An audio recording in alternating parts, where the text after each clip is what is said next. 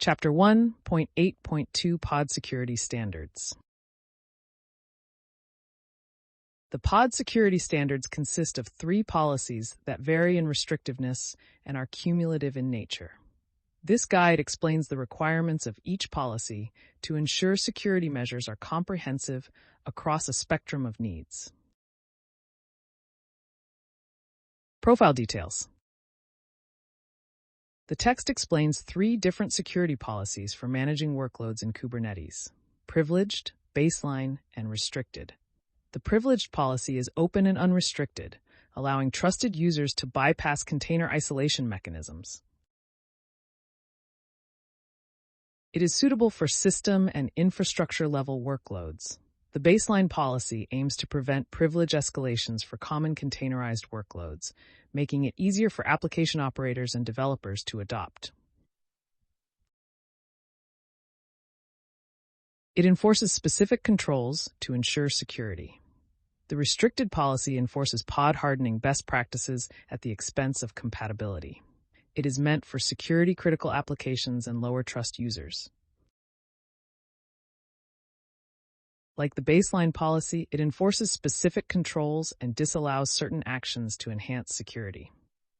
Overall, these policies provide different levels of security measures for managing workloads in Kubernetes, catering to different types of users and applications. Policy instantiation. Decoupling policy definition from policy instantiation allows for a consistent language of policies across clusters, independent of enforcement mechanisms. Different namespaces like Pod Security Admission Controller, Privileged, Baseline, and Restricted offer alternatives for policy enforcement.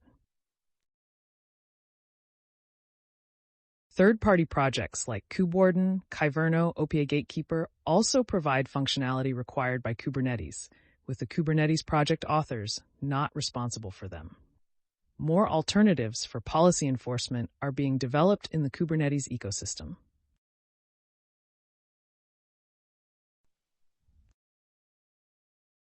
Kubernetes allows for the use of nodes running Linux or Windows, even in the same cluster. However, there are limitations and differences between Windows and Linux-based workloads, with certain pod security context fields having no effect on Windows.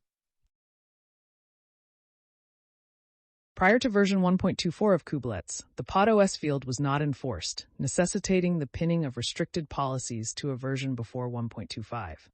The restricted policy has been updated in Kubernetes v1.25 to use the pod.spec.os.name field, allowing for relaxation of certain OS-specific policies based on the OS name.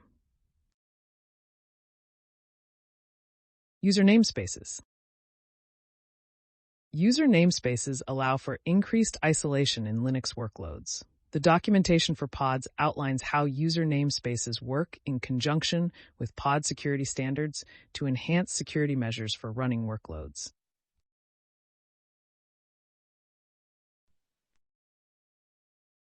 The text discusses the lack of a profile between privileged and baseline in terms of security configurations. It explains that the 3 profiles defined have a linear progression from most secure to least secure, and privileges required above the baseline policy are usually very application-specific.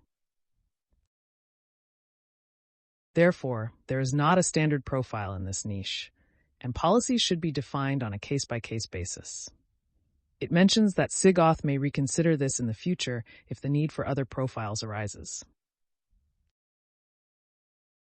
The text also compares security profiles and security contexts, stating that security contexts configure pods and containers at runtime, whereas security profiles are control plane mechanisms to enforce specific settings in the security context and other related parameters.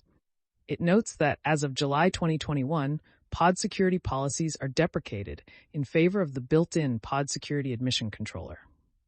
Finally, the text touches on sandboxed pods, explaining that there is no API standard for identifying sandboxed pods, and that the protection needed for sandboxed workloads can vary. It suggests that the isolation provided by sandboxed runtimes can reduce the need to restrict privileged permissions, and emphasizes that no single recommended profile fits all sandboxed workloads.